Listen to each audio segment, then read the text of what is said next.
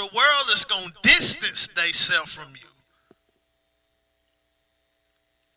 Or they might throw you a bone and see how you respond. See, that's where Balaam got off. See, the king of Midian, or Moab, whichever one it was, but it was Balak. He sent to Balaam, and the first time Balaam inquired of God, God said, don't go with them. I'm not finna curse Israel. They blessed, dead situation. Ain't nothing else to be said. See, Balaam had a soft spot, though. Balaam was a sellout. Balaam loved the wages of unrighteousness. So then the real test came was when Balak sent the people back to Balaam the second time. Balaam want to invite him in. He want to try to inquire of the Lord again and see what else the Lord was going to say to him. That showed you right there. He was a sellout. It wasn't nothing else to be said. If God give me a clear word, that's it. Balaam didn't need to inquire of the Lord no more. But he trying to get God to let him go with these folk, because Balak said, hey, I'm going to promote you. I'm going to give you riches and honor. I'm going to promote you. So Balak really wanted to do the work that Balak wanted him to do, but it was contrary to the will of God. And then when he tried to go back with him, he tried to go back so he could curse the people of Israel, and God was about to kill him. You know what I'm saying? He said, thy heart is perverse before me. And when it came down to it, when he really wanted to speak a curse over them, he couldn't, because the Spirit of the Lord kept making him bless the people of Israel. But later on, he got killed. The children of Israel end up killing him later on. And he didn't even receive any honor or promotion or whatever from Balak, from the Midianites. But see, that's what's going on today. See, the world might try to entice you with money, try to get you to water down your gospel, try to get you to water down your message, try to get you to try to redirect your message, try to control your message. They want to control the message. They want to control the word of the prophet. They want to control it. They want to shut it down. They want to contain it. They want to dilute it.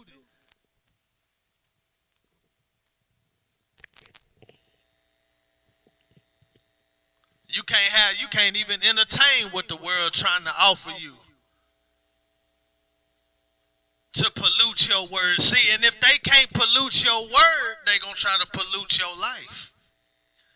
Because a polluted life is going to bring forth a polluted word.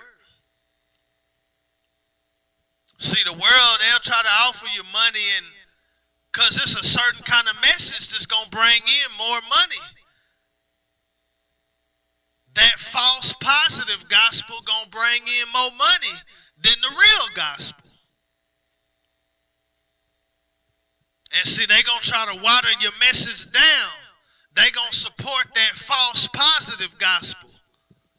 And they going to throw you more and more money, try to get you to stick with that, stick with that.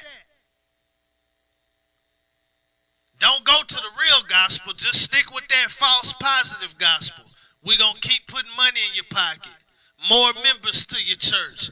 More money in your pocket. People done got rich through the ministry, preaching that false positive gospel. Because the positive is deception if you ain't dealt with the negative. That positive stuff is deception if you ain't dealt with the negative.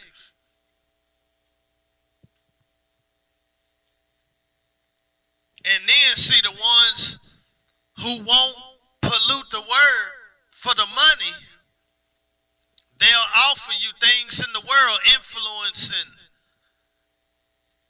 they'll invite you in worldly circles and give you influence and prestige, and might offer you a talk show on a secular station, might offer you a spot in a movie. They trying to suck you into that world.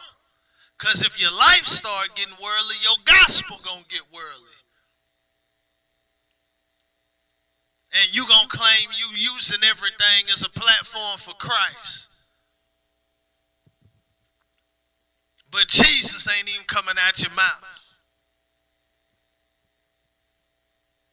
And you got to try to present the message of the gospel in a roundabout type of way, where you never get to the point.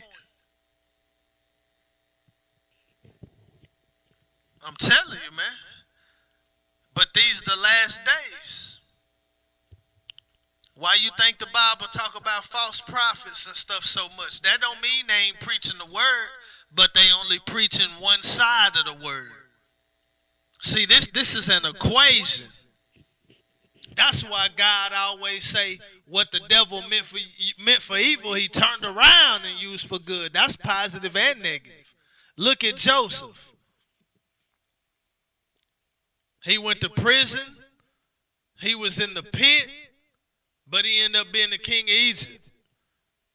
Or you second in command, but still, positives and negatives, they're equal positive. The children of Israel, I think, Deuteronomy 8, he said, I had you go through the wilderness. You had to suffer hunger, suffer thirst. I had to prove you. I had to humble you, that I might bless you in your latter end. That's positives and negatives, producing positive. He said, all things work together for the good of those who love the Lord. You got to love him, and are called according to his purpose. See, that's positives and negatives producing positive. But that's negative stuff that happened to you. I'm talking about dealing with your own negatives. You got to repent. You got to die to self. You got to turn from sin. You got to let go of some things. You got to let go of your life. You got to die to the old man. You got to die to the life you used to live before Christ came in. Because you can't just continue in the life you've been living and mix Jesus in it, but not make a total commitment to him. That's lukewarm. He said, I'm going to spew you out of my mouth. That don't sound like salvation to me. That don't sound like God going to accept you to me. That's what lukewarm is. God mixed with sin. You're not hot. And you're not cold. It's a mixture. You got God and sin. You got God and the world. You got God and self.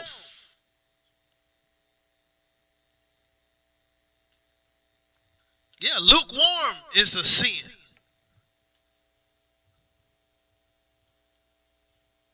And you ain't got to be in no sexual sin. You ain't got to be involved in the clubs and the drugs and all that to be lukewarm. You can just be full of the world. Full of worldly junk coming in, worldly television, the cares of this life. So God's not a priority. Reading the Bible's not a priority. Spending time with God's not a priority. Church is not a priority. And when you do go to church, they not preaching the real gospel. It's a show. It's a ritual.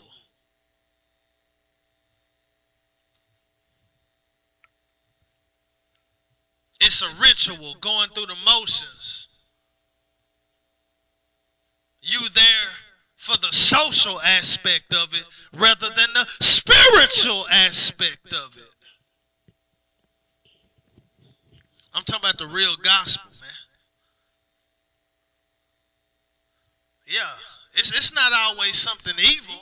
It's just the cares of this life. To where God's not really number one. My job, my career is really number one.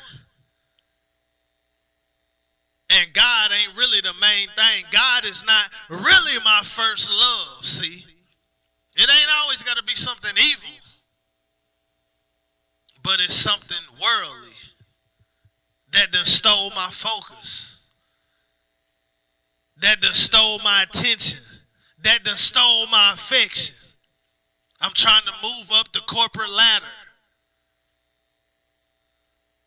I'm willing to do anything to stay in good with my authorities. See? But Jesus should be number one. Because see, something finna happen anyway. A whole lot of folks are going to be out of jobs. To be real with you, a whole lot of folks are going to be out of jobs. People thought that recession was something. It's a whole lot of stuff finna happen, man. A whole lot of stuff. They getting ready for war. Russia, China, America. It's going down right now as we speak in Syria, Israel and Palestine going at it. Now that started in September. That's about the only thing that really happened in September was that stuff with Israel and Palestine just popped off, and they've been at war since then with all the stabbings and shootings. It's a whole lot finna go down. The Muslims done infiltrated America. They you know, they got their terrorist cells just waiting on the right time for they start causing a bunch of mess. They done basically took over Europe. Muslims, Islam. See, they really just in the cut waiting on the right time. Yeah, see, and then see, y'all worried about Donald Trump, and he ain't nothing but a decoy. He ain't worried about winning no election. He got enough money just to play around and say whatever he wants. That's why he ain't politically correct, because he don't really care about winning no election. He's just a decoy to get your mind off the real stuff that's going on. Them Muslims trying to take over the world and enforce Sharia law. And then that Ben Carson, he just want to make him look all peaceful, but I see through the mask. And he probably ain't a real one anyway. Probably eating pork. For real. You know what I'm saying? Black Muslims ain't real Muslims to me.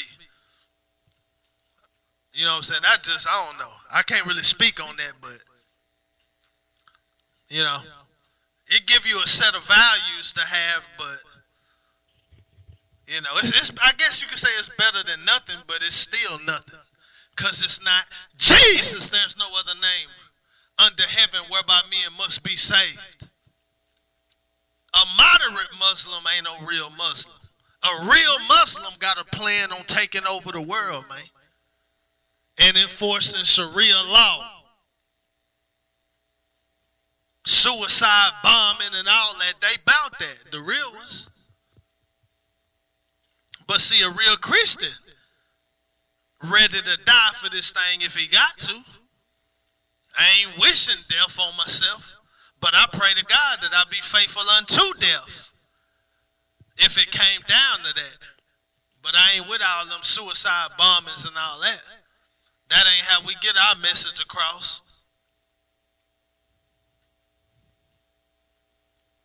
But we ain't fearing man who can only kill the body. See, we fear God who can kill the body and cast the soul into hell. It's a lot of stuff going on though.